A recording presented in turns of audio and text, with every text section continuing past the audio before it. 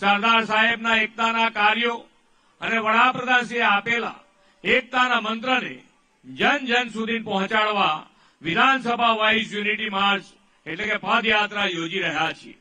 આ પદયાત્રામાં જોડાયેલા ઘાટલોડિયા વિધાનસભાના સૌ નાગરિકોને ખૂબ ખૂબ શુભકામનાઓ પાઠવું છું. આપણા વડાપ્રધાન શ્રી નરેન્દ્રભાઈએ વિશ્વની સૌથી ઊંચી પ્રતિમા સ્ટેચ્યુ ઓફ યુનિટીના નિર્માણ દ્વારા લોહ પુરુષ સરદાર સાહેબને શ્રેષ્ઠ અંજલિ આપી છે. સરદાર સાહેબની આ પ્રતિમા વિશ્વભરમાં ભારતના સામર્થ્ય અને ગૌરવવંતા ઇતિહાસનું જીવંત પ્રતીક છે.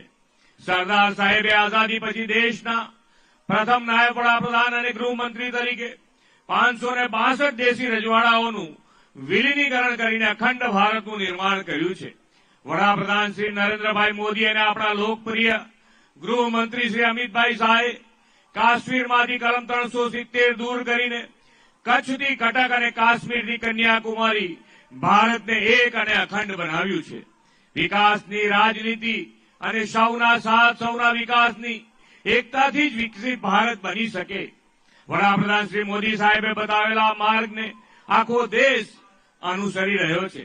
બિહારની જનતા જનાર્દને પણ એ જ માર્ગે ચાલીને વિધાનસભા ચૂંટણીમાં મોદી સાહેબના નેતૃત્વને ભારે જન આશીર્વાદ આપ્યા છે.